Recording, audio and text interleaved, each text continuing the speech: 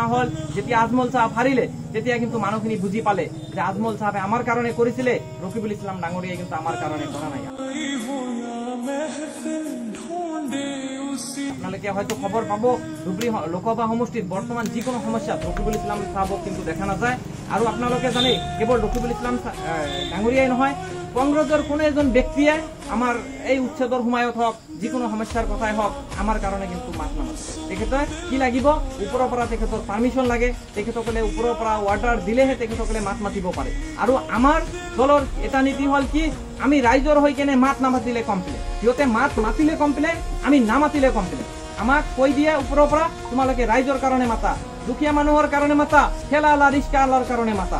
গতিকে কি আপোনালোকে জানে যে আপোনালোকে এই আজমল সাহেবৰ যি সংগ্ৰাম, এই সংগ্ৰামৰ যে অংশীদাৰ হ'ব পাৰিছে, আপোনালোকে নিজকে ভাগ্যৱান বুলি ভাবক, ময়ো নিজকে ভাগ্যৱান বুলি ভাবক। ইমান সৰু কম বয়সতে আজমল সাহেবে মোক ছাত্ৰ মৰ্চাৰ ষ্টেট প্ৰেচিডেণ্ট হিচাপে মোক দিছে, তো মই তেখেতক সেইটো কাৰণতে ধন্যবাদ জনাইছো। আৰু আজমল সাহেবে যি তেখেতৰ যি উদ্দেশ্য, তেখেতে এই সংগ্ৰামখন যে আনিছে, এই সংগ্ৰামৰ যি উদ্দেশ্য, সেই উদ্দেশ্যটো আমি সফল কৰিব লাগিব। যি কি নহওক আপোনালোকে খবৰ পাইছে আজমল সাহেব যোৱা কেইদিনমানৰ পৰা অসুস্থ, তেখেতে চিকিৎসাধীন অৱস্থাত আছে।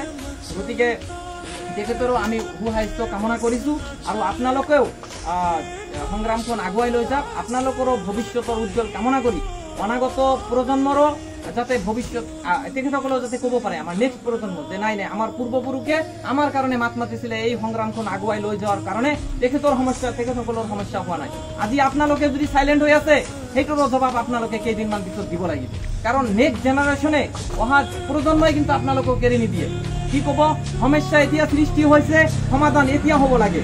আপোনালোকে সমস্যাৰ সমাধান নকৰাকে যদি পলাই থাকে, সাইলেন্ট হৈ থাকে, সেইটোৰ জবাব কিন্তু নাভাবিব, মৰিলেও দিব লাগিব। কিয় আপোনালোকে মৰি যাব, আমি মৰি যাম, আমাৰ নেক্সট প্ৰজন্মই তেতিয়া কিন্তু কোৱেশ্চন উত্থাপন কৰিব। আমাৰ দাদাই যদি সেইটো সময়ত যদি এইটো কৰি গ'লে হয়, আমাৰ বাপ চাচাই যদি সেইটো সময়ত যদি এই প্ৰতিবাদত যদি অংশীদাৰ হ'লে হয়, হয়তোবা আমি এনেকুৱা সমস্যাত পৰিব নহ'লে হয়।